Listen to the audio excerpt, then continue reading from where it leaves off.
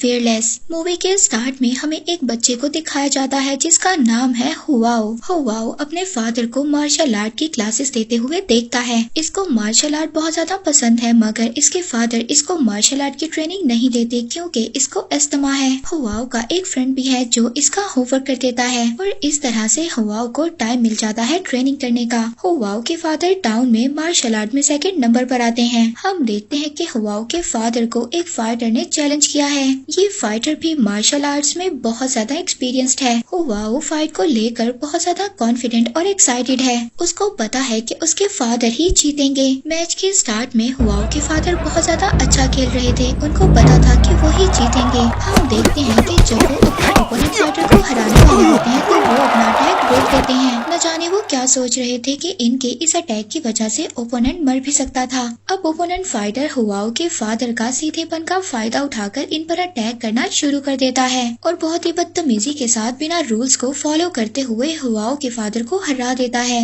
हुआओ इस इंसिडेंट की वजह से बहुत ज्यादा दुखी था। तभी हम देखते हैं कि उसी आदमी का बेटा आकर हुआओ को चैलेंज करता है। वो कहता है कि मेरे फादर ने तुम्हारे फादर को हराया और अब मैं भी तुम्हें हरा दूंगा। मगर हुआओ इसके चैलेंज को एक्सेप्ट करता है। इन दोनों में फाइट होती है और इसमें हुआओ हार जाता है। ये सोच रहा था कि ये अपनी फैमिली की इज्जत को बरकरार रखेगा। ये अपने फ्रेंड के साथ एक लाइब्रेरी में जाता है। वहाँ पर से एक बुक चुरा कर लाता है जिसमें कि इसी फाइट के बारे में ट्रेनिंग थी। अब ये दिन और रात आराम किए बगैर ट्रेनिंग करना स्टार्ट कर देता है। अब ये जब बिल्कुल ट्रेंड हो जाता है तो ये उसी लड़के को फाइटिंग का चैलेंज करता है। यहाँ पर ये कॉन्फिडेंट था और ये खुद को प्रूफ भी करता है। ये उस लड़के से लड़ता है और उसको हरा देता है। इसके बाद मूवी में हमें 7 साल बाद का सीन दिखाया जाता है जहाँ पर हुआओ बड़ा हो गया है और इसके फादर की अब डेथ हो चुकी है और साथ ही इसकी वाइफ की भी डेथ हो चुकी है, मगर इसकी एक बेटी भी है। हुआओ ने उसको लाड प्यार से रखा हुआ है क्योंकि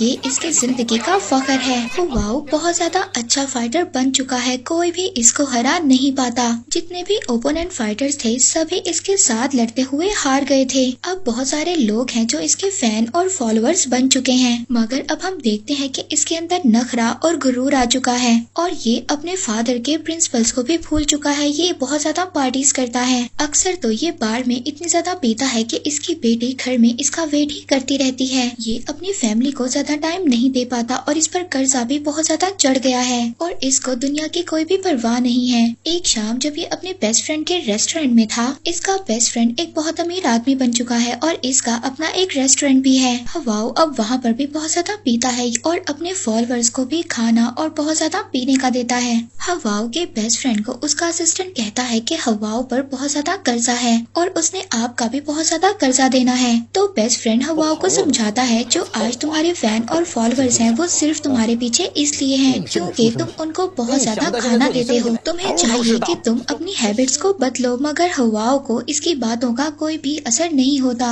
अगले दिन ये अपने बहुत बड़े दुश्मन से मिलता है जिसका नेम है किन। किन भी बहुत अच्छा फाइटर है। ये दोनों बातें कर रहे होते हैं तभी एक दूसरे से गुस्सा हो जाते हैं। तभी हुआओ अपना सारा गुस्सा किन के डिसाइबल्स पर उतार देता है। अब रात को हम देखते हैं कि हुआओ के फॉलोअर्स हुआओ के एक आदमी को स्ट्रेचर्स पर उठा कर लेकर आते हैं और उसको बताते हैं कि किन ने इसको मारा है। इस बात पर हुआओ को बहुत ज्यादा गुस्सा आ जाता है और उसी रेस्टोरेंट में पहुंच जाता है जहां पर किन अपनी फैमिली के साथ अपना बर्थडे सेलिब्रेट कर रहा था। हुआओ साथ वाले टेबल पर आकर ड्रिंक पीना स्टार्ट कर देता है। किन इससे आकर कहता है कि मुझे अभी तुमसे लड़ना नहीं है, तुम मेरा मूड खराब मत करो। हुआओ का दोस्त भी इसको समझाता है कि अभी टाइम नहीं है लड़ने झगड़ने का, मगर हुआओ अपने दोस्त पर ही गुस्सा करता है और कहता है कि आज से तुम्हारी मेरी दोस्ती भी खत्म है। ये इतना ज्यादा गुस्सा हो गया था। हम देखते हैं कि ये किन को फाइट का चैलेंज करता है और उससे कहता है कि तुम मुझसे लड़ो। सभी लोग बहुत ज्यादा डर गए थे और अपनी सेफ्टी के लिए रेस्टोरेंट से बाहर चले गए थे। अब पीछे किन और हुआओ रह गया था। इन दोनों के दरमियान हमें बहुत ही जबरदस्त इंटेंस बैटल देखने को मिलती है। ये दोनों एक दूसरे की जान के दुश्मन बन चुके थे। हुआओ तो ज्यादा ही गुस्से में था। ये आखिरकार किन को उसकी चेस्ट पर वार कर उसको मार देता है और अब वो मर जाता है।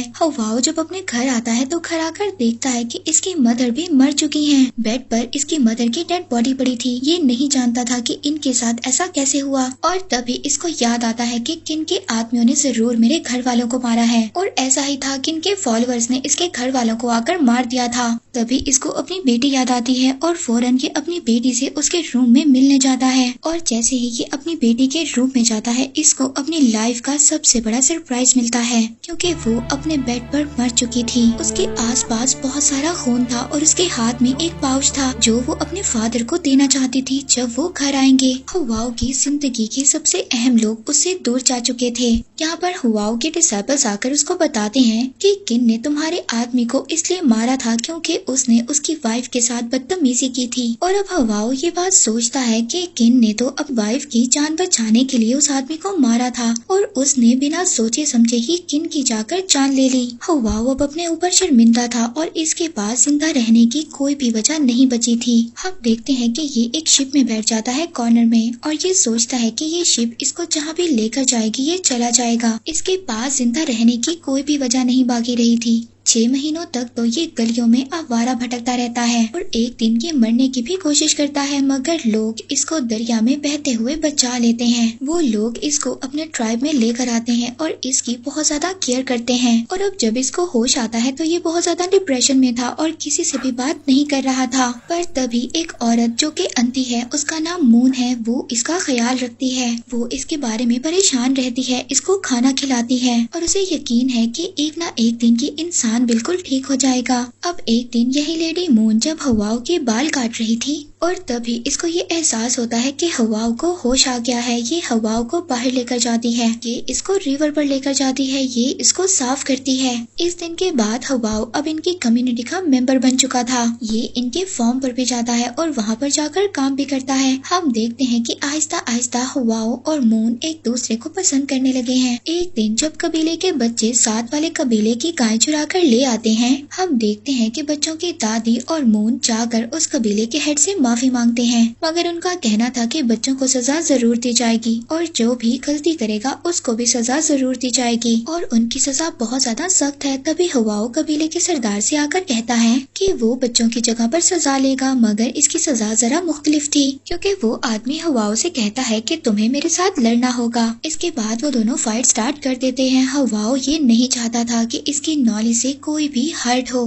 इसीलिए ये अपने आप को डिफेंड कर रहा होता है और उस आदमी को मार रहा नहीं होता, मगर पीछे से बार बार दादी इसको इनकरेज कर रही होती हैं। अब ये दादी की बात सुनकर उस लीडर पर अटैक करना स्टार्ट कर देता है और आखिरकार वो लीडर हार जाता है और साथ ही साथ वो हुआओ की तारीफ भी करता है। अब नेक्स्ट डे हुआओ फील्ड में मून के साथ बैठा होता है। वहाँ पर वही बच्चे भी थे। वो हुआओ से कहते हैं कि तुम कितना अच्छा लड़ते हो, हमें भी मार्शल आर्ट की ट्रेनिंग दो, मगर ये कहता है कि मैं तुम्हें नहीं सिखाऊंगा, क्योंकि ये जानता है कि बहुत ज्यादा पावर से भी कभी कभी लोगों का नुकसान हो जाता है और इसीलिए अब ये चाहता था कि इस गांव में जैसे अब अमन है वैसे ही ये अमन रहे। एक दिन मून अपने पेरेंट्स की ग्रेव पर उनसे मिलने जाती है। इसके पेरेंट्स की डेथ हो चुकी थी। यहाँ पर हुआओ को भी अपने पेरेंट्स की याद आती है। ये उनसे मिलना चाहता था, ये उनकी कब्र पर जाना चाहता था, उनसे मिलना चाहता था। अब ये वापस अपने गाँव जाने का प्लान करता है और ये मून को भी बताता है। मून यहाँ पर बहुत ज्यादा खुश थी और इससे कहती है कि मैं तुम्हारा इंतजार करूंगी। हुआओ जब अपने गाँव पहुँचता है तो इसका गाँव एक बहुत ही अलग जगह बन चुका था।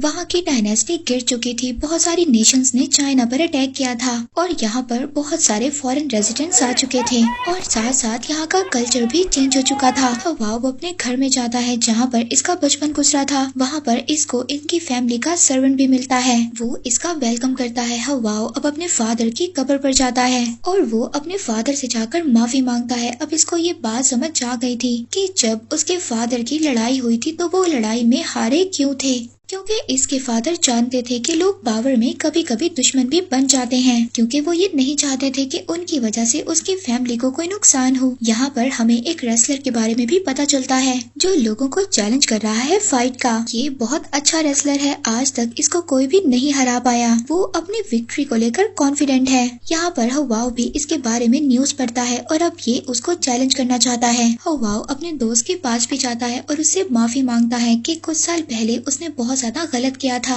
और साथ ही में ये किन की फैमिली के पास भी जाता है, उनसे भी माफी मांगता है। हुआओ अपने फ्रेंड को बताता है कि मैं पहले जैसा नहीं रहा, मैंने अपने एक्शन से बहुत कुछ सीखा है। अब हुआओ के दोस्त को ये पता चलता है कि किस चीज के लिए हुआओ को पैसे चाहिए। वो लेट के बगैर हुआओ को पैसे दे देता है और अब इस तरह से हुआओ रेस क्लब में पहुंच जाता है। अब वहाँ पर हुआओ का ओपोनेंट फाइटर खड़ा था। अब इन दोनों के दरमियान में फाइट स्टार्ट होनी थी। अब हुआओ जो अपनी गलतियों से बहुत कुछ सीख चुका था, ये यहाँ पर कहता है कि ये लड़ेगा, मगर ये चाहता है कि इसकी फाइट यहाँ पर इसके ऑनर से हो। इस लड़ाई में कोई एक दूसरे की बेइज्जती ना करे और आखिरकार इन दोनों में लड़ाई स्टार्ट हो जाती है, जहाँ पर हम स्टार्ट में देखते हैं कि हुआओ जीत रहा था। अब तभी वो दूसरा आदमी जो किलों पर गिरने वाला था और उस पर गिरने की वजह से बहुत ज्यादा जख्मी हो सकता था, जिसे उसकी जान भी जा सकती थी, इसीलिए हुआओ अब उसकी जान बचाता है। इसका ओपोनेंट फाइटर एक अच्छा स्पोर्टमैन था, इसीलिए अब वो अपनी हार मान जाता है और हुआओ को बहुत ज्यादा ऑनर के साथ उसकी जीत की मुबारकबाद देता है।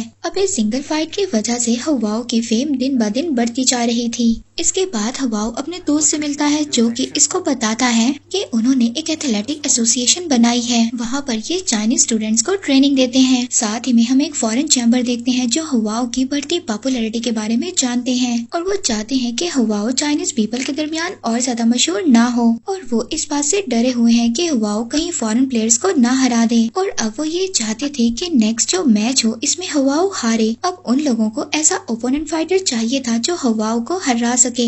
इसके लिए एक बैठा हुआ आदमी यहाँ पर प्रॉमिस करता है कि इस बार हुआओ हारेगा। उस आदमी का नाम है मिस्टर मीटा। हुआओ फाइट में पार्टिसिपेट करने के लिए रेडी हो जाता है। मिस्टर मीटा ही जाकर उसको कन्विंस करता है। इसके बाद हुआओ अपने ओपोनेंट से मिलता है जिसके साथ इसकी लड़ाई होगी। वो भी अच्छा एक स्पोर्ट्समैन है। आखिरकार फाइट का दिन आ जाता है। अब हुआओ के सामने 3 फाइटर्स आते हैं। ये उनके साथ अच्छा सा लड़ता है। ये सभी फाइटर इसके सामने 2 मिनट से ज्यादा टिक नहीं पाते। इसके बाद इसका मेन ओपोनेंट सामने आता है जिसके बारे में आप लोगों को पहले भी बताया। ये इससे आकर कहता है कि पहले मैच अनफेयर रहे हैं, कि हमें दोबारा से रीस्केड्यूल करना चाहिए। मगर हुआओ कहता है कि कोई बात नहीं, हम ऐसे भी लड़ सकते हैं। अब इन दोनों के दरमियान मैच स्टार्ट हो जाता है। दोनों अपनी अपनी पसंद के वेपन्स चूज करते हैं। फाइट स्टार्ट होती है। ये काफी इंटेंस बैटल थी, मगर एक्सीडेंटली ये दोनों अपने अपने वेपन्स चेंज कर लेते हैं। अब ओपोनेंट अपने एक्सचेंज किए हुए वेपन से लड़ नहीं पा रहा था, मगर हुआओ उससे कहता है कि आप मुझसे अपना वेपन वापस ले सकते हैं। इसके बाद ये दोनों दोबारा से फाइट करते हैं। फर्स्ट राउंड में ड्रॉ होता है। ड्रॉ होने के बाद फर्स्ट राउंड के बाद ये दोनों रेस्ट करते हैं। अब हुआओ चाय पीता है, मगर मिस्टर मीटा ने इसकी चाय के अंदर जहर मिला दी थी। मैच स्टार्ट होता है। हुआओ फाइट कर रहा होता है, मगर तभी इसको खून की उल्टी आती है।